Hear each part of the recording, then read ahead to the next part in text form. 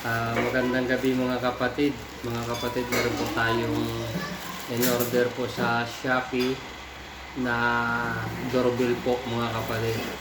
Kasi meron kasi minsan tumatawag po sa amin na nasa taas na po kami, hindi na po kasi namin madidinig. Kaya mayroon siyang nakita ko na doorbell na wireless po siya.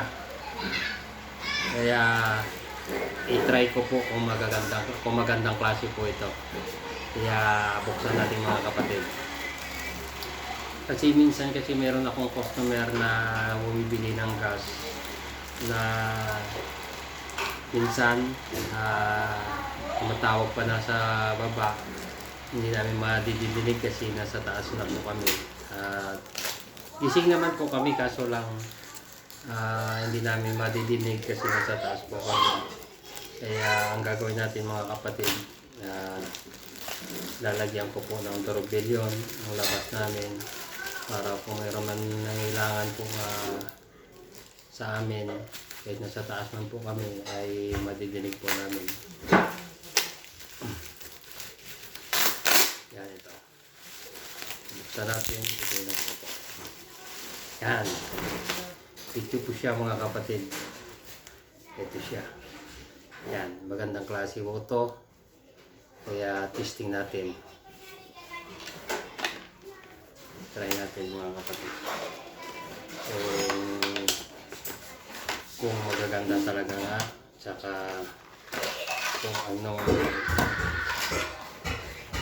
katibay oras na gagamitin po natin ito.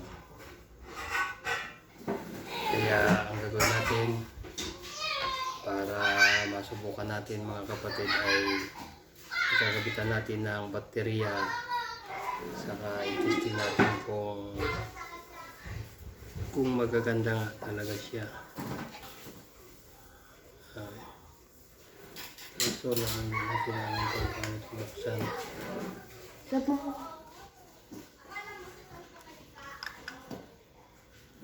Ito, huwag na pala yan. Yung baterya to, meron siyang kakabitan ng baterya na dalawa. Ngayon, ikakabitan natin ang baterya to. Tapos itatry natin.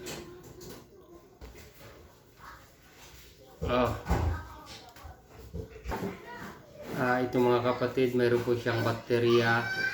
Ito po yung pindutan niya. May baterya siyang maliit na kasama. Ikakabit natin to. Yan, ganito siya.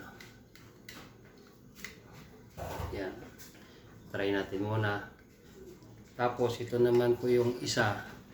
Mayroon siyang kakabitan na baterya na ito. Yan. Ito yung kakabit natin para magkakaroon siya ng yan, ganyan. Ngayon mga kapatid, pindot natin. Yan. Yan mga kapatid, natidinig nyo.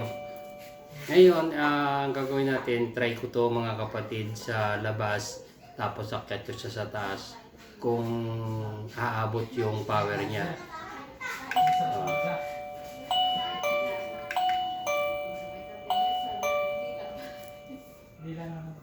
Yan, ito po siya mga kapatid. Yan. Yan. Ito nakadikit po yun sa labas. Wireless kasi ito. Tapos pipindutin ito ng kung kailangan po nila tawagin po nga mapansin sila sa labas. Itong pindutin na nila mga kapatid. Yan. Ngayon, itatry natin. Ilayo ko to. Iakyat ko to sa agdan banda. Tapos ito naman ilalabas ko. Sige po mga kapatid. Ngayon mga kapatid, ito ibibigay ko to sa anak ko para pindutin niya sa taas. Ngayon naman, sa labas ka. Yan, kagaya po mga kapatid.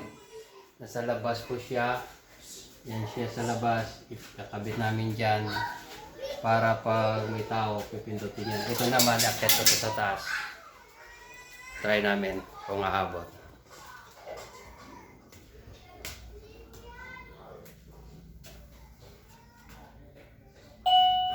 Yan. Ganyan kalakas mga kapatid. Yan. Ulit. Try ulit. Yan.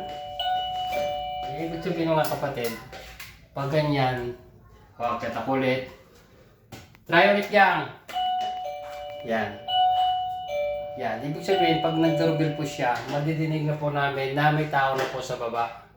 Kaya mga kapatid, malaking bagay po ito upang nasa taas man po kayo ng bahay nyo, kung may second floor man ang bahay nyo o sa loob na kayo ng kwarto, wala man kayo taas, medyo may kwarto po kayo sa baba at hindi nyo madidinig yung kung may tao sa baba, magkakabit na po kayo ng doorbell doon sa labas. Wireless na po yun. Hindi na natin kailangan mag-wire.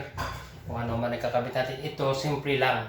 Nakita nyo kanina kung paano binuksan at linagyan ng mga baterya. Ita-try natin ulit. Yan. Yan. Nadidig nyo.